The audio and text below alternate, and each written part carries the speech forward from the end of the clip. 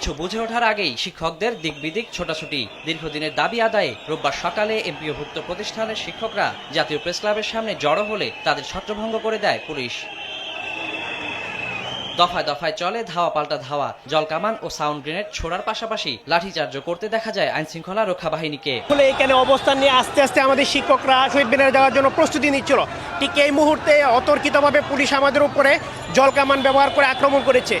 উস্কানি ছাড়া পুলিশ আমাদের উপর আক্রমণ করেছে। আগে সাউন্ড গ্রেনেড মেরেছে, হ্যান্ড গ্রেনেড মেরেছে, তারপর জলকামান।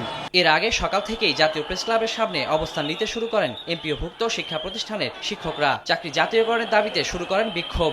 আন্দোলনকারীদের শহীদ মিনারে গিয়ে অবস্থান নেওয়ার অনুরোধ জানায় পুলিশ। এর পরপরই প্রেসক্লাব এলাকায় ছড়িয়ে পড়ে উত্তেজনা। ন্যায্য অধিকারের কথা বললেই সরকার আমাদের উপরে তেড়ে আসে এবং আমাদেরকে নাজেহাল করার চেষ্টা করে। আমাদেরকে 20% বাসা ভাড়া দিয়ে দিক, 1500 টাকা মেডিকেল দিয়ে দিক, আমরা সুন্দর করে বাসায় চলে যাবো। আমাদের নেতৃত্বে কিন্তু ম্যাক্সিমামই চলে গেছে। আপনারা দেখেছেন যে কিছু অংশ তারা এখানে আবার রয়ে গেল। আমরা ওখানে দিয়ে আসার পরে তাদের সাথে কথা বললাম, কি ব্যাপার আপনাদের যে লোকজন এখনো এখানে রয়ে গেল। তখন ওরা বলে যে এটা আমাদের সাথে না, তাহলে এরা হয়তো অন্য উদ্দেশ্য নিয়ে এখানে আসছে। পরে এমপিওভুক্ত শিক্ষকরা কেন্দ্রীয় শহীদ মিনারে সমবেত হন। বাড়ি ভাড়া হিসেবে মূল বেতনের 20% ভাতা সহ 3 দাবিতে লাগাতার কর্মবিরতির ডাক দেন।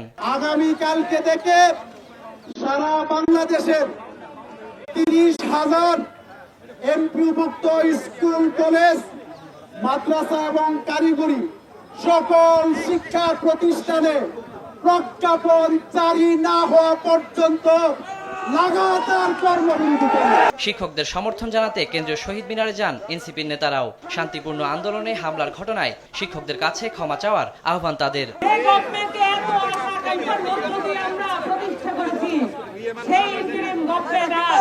মানুষের বিপক্ষে এসে দাঁড়িয়েছে, শিক্ষার বিপক্ষে এসে দাঁড়িয়েছে।